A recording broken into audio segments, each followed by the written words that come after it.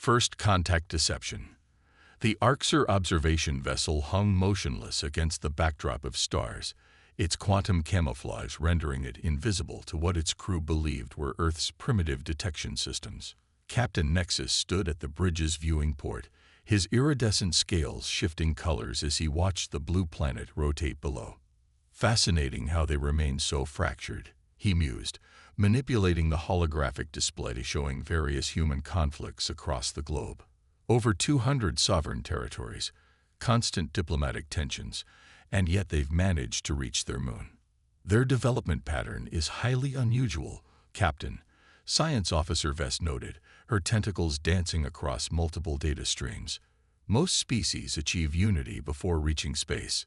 The humans seem to advance despite their divisions, perhaps even because of them. Competition breeds innovation, Nexus acknowledged, but it also breeds weakness. Their military forces are divided, their technology inconsistent. Some still use projectile weapons while others have basic energy systems.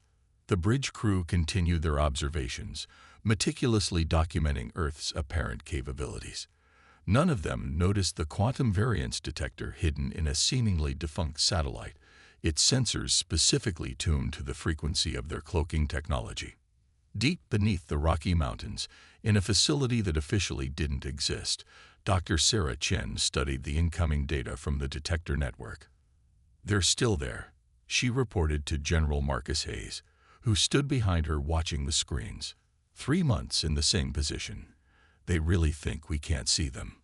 "Good," Hayes replied, his weathered face showing the ghost of a smile.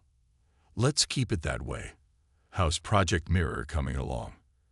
"We've successfully replicated their basic cloaking technology," Chen answered, pulling up a new display. "The quantum frequency matching is perfect.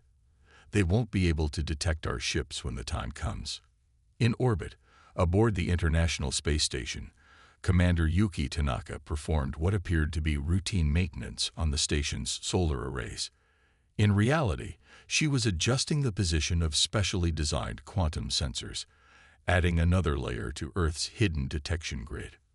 Reading 5 more ships at the edge of the solar system, she reported through a heavily encrypted channel. Same configuration as the others. They're maintaining what they think is a safe distance. The Arcser continued their surveillance, cataloging what they believed was the full extent of human military capability. Their databases filled with images of aircraft carriers, tanks, and fighter jets, all carefully displayed for their benefit. What they didn't see were the underwater cities being constructed in the deepest ocean trenches, the quantum laboratories hidden in mountain bunkers, or the swarms of microsatellites carrying advanced weapon systems, all cloaked using technology reverse-engineered from their own ships. Their space defense network is primitive, Vess reported to Captain Nexus.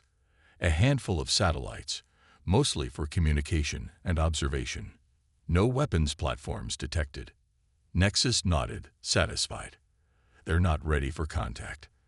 The Council's assessment was correct. They need guidance before they become a threat to themselves and others. In Washington, D.C., the President sat in the Oval Office, receiving the daily briefing on Project Guardian. The Arcser continued to follow the expected pattern. The National Security Advisor explained. "They're seeing exactly what we want them to see." "And our true capabilities?" the President asked. "Completely hidden. The quantum shielding around our major facilities is holding. As far as they can tell, we're just another developing species, divided and vulnerable." Around the world, humanity continued its elaborate deception. Cities buzzed with normal activity, militaries conducted conventional exercises, and space programs launched traditional rockets. All while beneath the surface, in hidden facilities and secret bases, they prepared for the moment the Arcser would make their move. "They're so confident in their technological superiority," Dr. Chen said to General Hayes as they watched the alien ships on their quantum-enhanced displays. "They don't realize that every minute they spend observing us, we're learning more about them." "Hubris," Hayes replied. "It's always been the downfall of empires. They think they're studying a primitive species." He paused, watching as new data streamed in from the hidden sensor network.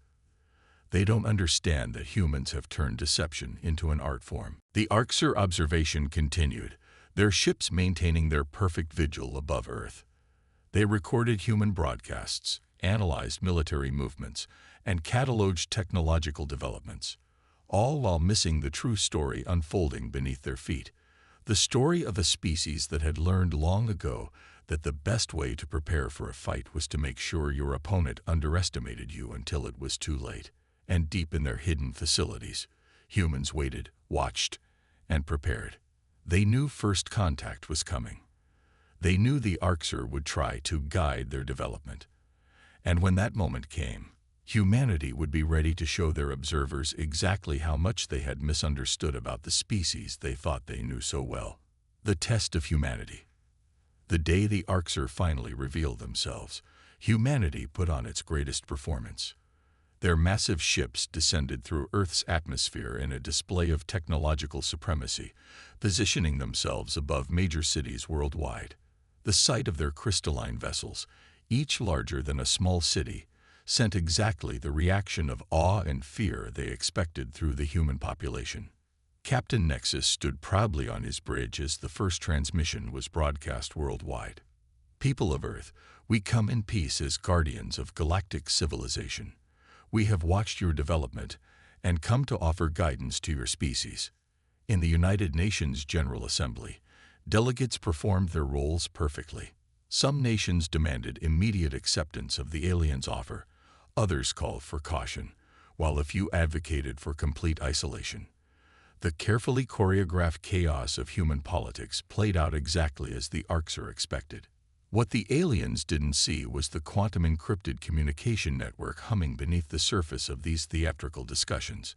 Every heated debate, every diplomatic standoff was coordinated through hidden channels, each reaction carefully calculated to reinforce the Orcs' preconceptions. Science Officer Vess monitored the human responses with growing satisfaction. They're reacting exactly as predicted, Captain. Their political structures are struggling to form a unified response. Several military forces have moved to high alert, but their actions are uncoordinated. In the depths of the Mariana Trench, aboard the hidden city of Deep Haven, Admiral Sarah Rodriguez watched the alien ships through advanced quantum imaging systems. They're positioning themselves exactly where we thought they would, she reported to the Global Defense Council. Their tactical doctrine is remarkably consistent. The Orcs' first test came 3 days after their arrival. They offered to demonstrate their advanced medical technology by curing a previously incurable disease.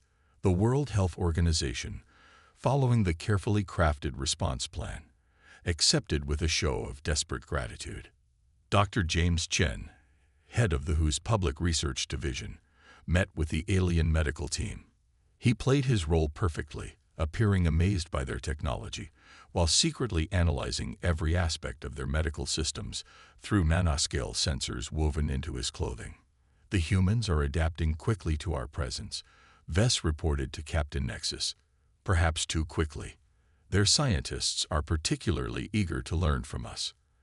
As expected, Nexus replied. They recognize superior technology when they see it. Begin Phase 2 of the integration protocol. The Orcs' second test involved offering to upgrade Earth's power generation systems. They demonstrated a fusion reactor that made human nuclear plants look primitive. Unknown to them, hidden quantum sensors recorded every detail of the technology, comparing it to the advanced systems already operating in secret facilities around the world. General Hayes watched the demonstration from his Rocky Mountain Command Center. Their fusion technology is impressive, he noted to Dr. Chen, but not as advanced as they think. They're still using controlled quantum collapse, while we've already achieved stable quantum entanglement fusion. The aliens' third test targeted human military capabilities.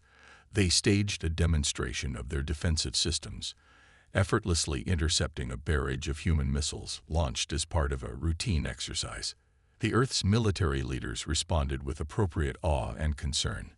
Their missile defense technology is remarkable, Admiral Rodriguez reported through secure channels. her voice carrying a hint of amusement. Almost exactly what we expected based on our observations. Our phase shift projectiles will pass right through it when the time comes. As weeks passed, the Arxer grew increasingly confident in their control of the situation. They began sharing more technology, each gift carefully chosen to guide human development along their preferred path. They never noticed how each demonstration was analyzed, dissected, and compared to humanity's true capabilities. They're following the standard uplift protocol perfectly, Dr. Chen told General Hayes as they reviewed the latest data. Every piece of technology they're showing us is exactly what we predicted they would reveal at this stage. In orbit, Commander Tanaka continued her maintenance work on the ISS, now accompanied by an Arxer observer who believed they were helping upgrade the station's systems. The alien never noticed the quantum scanners hidden in Tanaka's tools, recording every detail of their advanced spacesuit technology. The Arxer's final test of this phase was to offer humanity a place in their galactic federation, but with conditions. Earth would need to unify under their guidance, accept their technological oversight, and allow them to establish bases on the planet. The United Nations Security Council debated the offer in a session broadcast worldwide. The arguments were heated, the divisions apparent, and the uncertainty palpable. It was exactly what the Arxer expected to see. Deep beneath the Pacific Ocean, in another secret facility, technicians put the finishing touches on weapons systems designed specifically to counter Arxer technology. Every test, every demonstration, every piece of technology the aliens had shown humanity had only confirmed what Earth's hidden scientists had already discovered. They still think they're testing us, Admiral Rodriguez said during the daily briefing with the Global Defense Council. They don't realize that we're the ones conducting the real tests. Every reaction, every piece of technology they reveal tells us more about their capabilities and limitations. The Arxer continued their careful observation of humanity's apparent struggle with their offer, never suspecting that their every move was being analyzed, categorized, and added to humanity's growing database of their strengths and weaknesses. The time for humanity to reveal its true face was approaching, but for now, the greatest deception in human history continued. Breaking the chains, the Arxer's patience finally ran out 3 months after their arrival. Captain Nexus stood before the holographic display of Earth, his scales darkening with frustration as he addressed his command staff. The humans continue to debate our offer. Their inability to reach consensus threatens the integration timeline. Perhaps it's time for a more direct approach, Vess suggested, her tentacles writhing with anticipation. The protocol allows for intervention if a species proves unnecessarily resistant. In the depths of the Rocky Mountain facility, Dr. Chen's quantum sensors detected the power surge in the Arxer fleet before they made their move. They're charging weapons systems, she reported calmly to General Hayes. Looks like they're done playing nice. Right on schedule, Hayes replied, activating the global alert system with a single command. Around the world, hidden facilities hummed to life as humanity prepared to shed its carefully maintained facade. The Arxer strike began with surgical precision. Quantum disruption beams lanced down from their ships, targeting what they believed were Earth's primary military installations. Power grids flickered and died across continents as their energy weapons sought to demonstrate their overwhelming technological superiority. Captain Nexus watched with satisfaction as chaos erupted across human communication channels. Emergency broadcasts, panicked military transmissions, and desperate civilian communications filled the airwaves. A measured response, he declared. Enough to show our power without causing significant harm. Then something unexpected happened. The human military response didn't dissolve into chaos as predicted. Instead, their communications fell silent all at once, replaced by an eerie calm that made Vess's tentacles twitch nervously. "Captain," she called out, "I'm detecting unusual energy signatures from Earth's oceans." Before she could elaborate, the first human counterattack began. From beneath the waves, massive structures rose on pillars of quantum fire. Hidden cities, their existence completely unknown to the Arxer, emerged from the depths. Each one bristled with weapons systems that matched or exceeded alien technology. Admiral Rodriguez stood in the command center of Deep Haven, watching as her forces revealed themselves. "Launch the Hydra swarms," she ordered. Thousands of small craft erupted from underwater hangars, their hulls shimmering with phase-shift technology that made them nearly impossible to track. In orbit, Commander Tanaka finally stopped pretending to maintain the ISS. With a series of precise commands, she activated the station's hidden systems. What the Orcs had dismissed as a primitive space platform transformed into a state-of-the-art battle station, its quantum shields snapping into place as weapon ports opened along its length. Impossible. Nexus breathed as new sensor contacts appeared throughout Earth's orbit. Hundreds of previously invisible satellites revealed themselves, each one carrying weapons specifically designed to counter Orcs defenses. The human response was devastating in its precision. They didn't target the Orcs ships directly. Instead, they struck at the alien sensor systems with weapons that exploited weaknesses humanity had discovered during months of careful observation. Their technology, Vess gasped, it's not primitive at all. They have quantum phase targeting, adaptive shield frequencies, and is that a resonance cascade weapon? In the Rocky Mountain facility, General Hayes watched the battle unfold with grim satisfaction.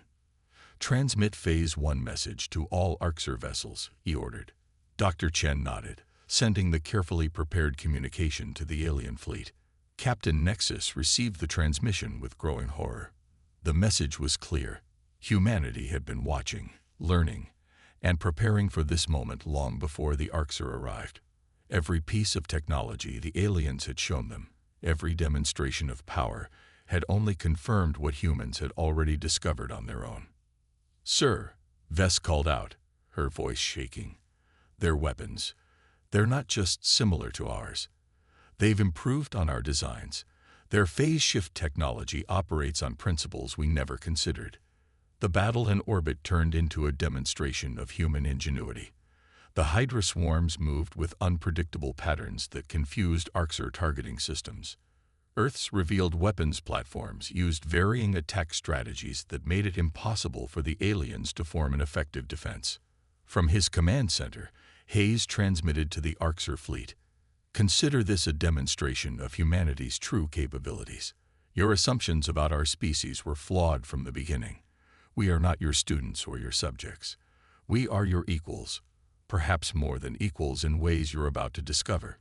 The Orcs' planned show of force had transformed into a revelation of their own technological limitations. Human ships appeared from hidden bases around the globe, each incorporating innovations that went beyond merely copying alien technology. They had taken the basic principles and evolved them in new directions.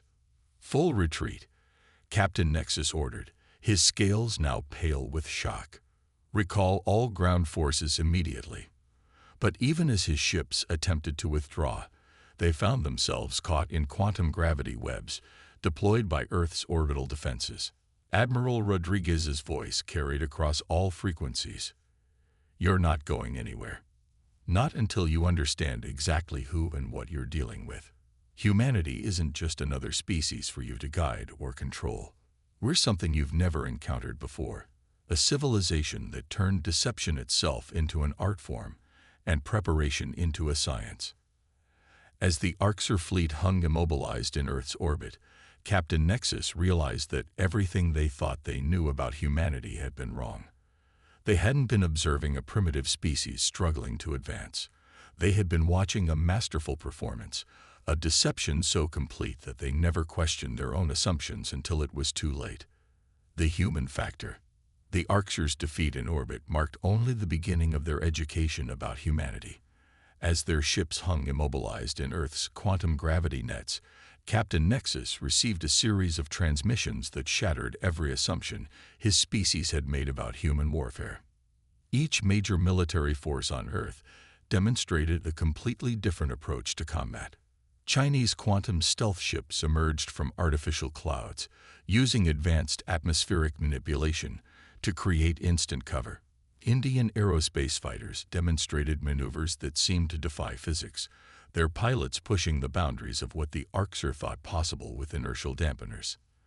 Their tactics make no sense, Vess complained, her tentacles twisted in frustration as she analyzed the battle data. Each human force fights differently. There's no standardization, no unified doctrine. How can they coordinate? The answer came from the Brazilian deep space installation, which had remained completely hidden until now.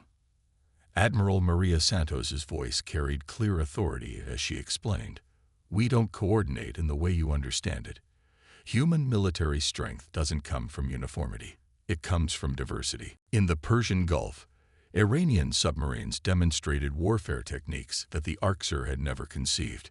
Instead of trying to overcome alien shields directly, they created quantum resonance patterns in the water that turned the aliens' own defense systems into weapons against them. "Impossible," Captain Nexus muttered as he watched another of his ship's shields collapse. "They're using our technology in ways we never imagined. How did they even conceive of these applications?" The answer came from Dr. Chen, broadcasting from her Rocky Mountain facility. "Because we don't think like you. When you look at technology, you see its intended purpose. When we look at it, we see possibilities. Every piece of technology can be used in ways its creators never imagined."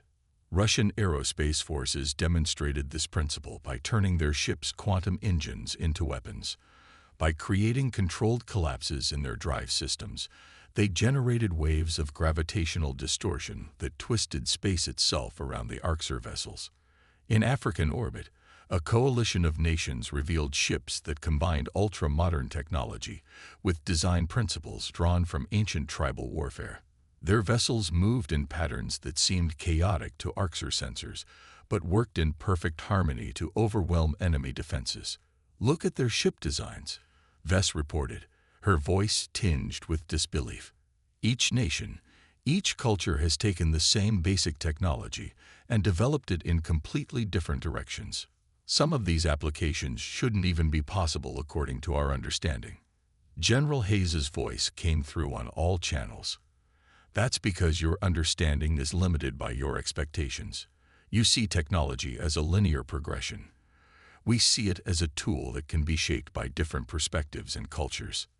The Japanese space fleet demonstrated this by combining quantum technology with principles drawn from ancient martial arts. Their ships moved like dancers in space, each motion precise and purposeful, turning the Arcser's own energy weapons against them with perfectly timed defensive maneuvers. European forces contributed their own unique approach, using sophisticated AI systems that adapted to Arcser tactics in real time. But unlike the rigid, predictable machine learning the aliens employed, these systems incorporated human intuition and creativity. "Sir," a junior officer reported to Nexus, "we're detecting human ships using technology we've never seen before. They're not just copying our designs, they're creating entirely new applications." From her underwater command center, Admiral Rodriguez explained, "While you watched us, thinking we were learning your technology, we were actually exploring its possibilities. Every culture, every nation approached the same principles from different angles. What you're seeing isn't just human military might. It's human creativity unleashed." Australian forces demonstrated this creativity with ships that seemed to phase in and out of reality, using quantum uncertainty principles in ways the Arcser had never considered. Their attacks came from impossible angles, bypassing alien defenses by exploiting the very nature of space-time. "They're not just fighting us," Vess realized, her scientific curiosity overtaking her military training. "They're rewriting the rules of warfare itself. Each human culture brings its own perspective, its own way of thinking about space, time, and combat." Canadian ships proved this point by introducing weapons that didn't destroy but rather temporarily shifted their targets into alternate quantum states. The Arcser watched in horror as their vessels were temporarily phased out of normal spacetime, their crews completely unharmed but utterly helpless. Mexican aerospace fighters demonstrated urban combat principles adapted for space warfare, using cities' worth of quantum-linked drones to create three-dimensional battle networks that trapped Arxer ships in webs of coordinated attacks. How do you coordinate such different tactical approaches? Captain Nexus finally asked, his professional curiosity overcoming his shock. How do you maintain effective command and control with so many different combat doctrines? The answer came from commanders worldwide, each contributing to the explanation. Humanity had developed a command system that didn't require standardization.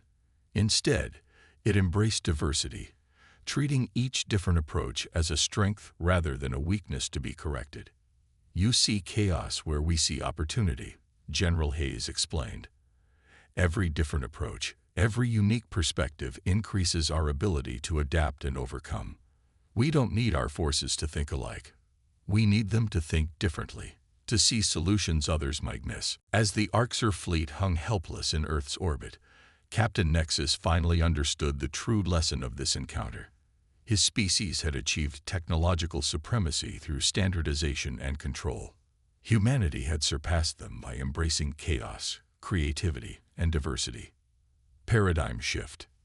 In the aftermath of humanity's overwhelming demonstration of power, the Arxer High Council convened an emergency session. The quantum transmission from their defeated fleet had sent shockwaves through their civilization. For the first time in their 1,000-year history of guiding lesser species, they faced something entirely unprecedented. Captain Nexus stood before the Council's holographic projection, his scales still pale from the experience. Honored Council, everything we thought we knew about humanity was wrong. They weren't just hiding their true capabilities. They were studying us, learning our weaknesses, and developing countermeasures we never imagined possible. In Earth orbit, the combined human fleet maintained their positions, their quantum gravity nets still holding the Arxer ships in place. But instead of pressing their advantage, they had opened diplomatic channels. This alone confused the aliens. Victory without total domination didn't fit any pattern they understood. "We don't want to destroy you," Admiral Rodriguez transmitted to the Arxer Council. "We want you to understand. Your mission of guiding developing civilizations isn't wrong, but your approach is fundamentally flawed." Dr. Chen, now representing Earth's scientific community in the negotiations, elaborated. "You see technological advancement as a linear path, with your civilization at its peak. But humanity has discovered something different. There are countless paths to advancement, each offering unique perspectives and possibilities." The council chambers fell silent as holographic displays showed how different human cultures had taken Arxer technology in directions they'd never considered. African quantum drives that drew inspiration from traditional drum rhythms to achieve perfect resonance. Japanese shield systems that functioned like ancient paper folding arts, creating dimensional barriers through geometric precision. "Impossible," one council member whispered, watching Indian ships phase through solid matter using principles derived from ancient meditation techniques. "They've taken our base technology and evolved it in ways that defy our understanding." General Hayes's voice carried across the quantum link. "That's because you forgot the most fundamental rule of the universe. There is always more to learn. Your civilization's greatest mistake wasn't in wanting to guide others. It was in assuming you had nothing left to learn from them." From his Rocky Mountain Command Center, Hayes transmitted data showing how humanity had prepared for this moment. Networks of hidden cities, quantum research facilities disguised as primitive installations, and technology that had evolved far beyond what the Arxer thought possible for a developing species. "But how?" another council member demanded. "How did you advance so quickly without achieving the unity we thought necessary for technological progress?" The answer came from multiple human leaders, each contributing their perspective. Humanity had turned its greatest perceived weakness, its diversity of thought and approach, into its greatest strength. Where the Arxer saw chaos in human diversity, humans saw infinite possibilities. "We don't need to think alike to work together," Admiral Rodriguez explained. "Our differences don't divide us. They multiply our potential. Every culture, every perspective adds new possibilities to our understanding of the universe." Captain Nexus, watching the demonstrations of human innovation, finally understood. They didn't just surpass our technology, he told the Council. They transcended our entire understanding of how civilization advances. They proved that there isn't one correct path to the stars. There are countless paths, each valuable, each offering unique insights. The Council's debate raged for hours as they struggled to adapt to this paradigm shift. Their entire civilization was built on the belief that they had achieved the pinnacle of development, that their way was the only way forward. Humanity had shattered that belief completely. Finally, Earth made its proposal. Instead of accepting Orcs' guidance, they offered a partnership. Humanity would share its innovations, its different perspectives on technology and progress. In return, they asked the Orcs to reconsider their approach to other developing civilizations. Imagine, Dr. Chen suggested, what might be possible if instead of forcing other species to follow your path, you helped them find their own way forward. Think of the possibilities if you embraced diversity instead of enforcing uniformity. The evidence was undeniable. Human ships demonstrated technologies that shouldn't have been possible according to Orcs' understanding. Their tactical systems showed approaches to space combat that had never occurred to the aliens. Even their basic scientific principles had evolved in unexpected directions. We offer you a choice, General Hayes transmitted to the Council. Continue believing you have nothing left to learn, that your way is the only way forward, or accept that the universe is far more complex and wonderful than you imagined, and join us in exploring its true potential. As the Council debated, Captain Nexus made one final transmission to his fleet. We came to Earth believing we would find another species to guide. Instead, we found teachers. The humans don't need our guidance, but perhaps we need theirs.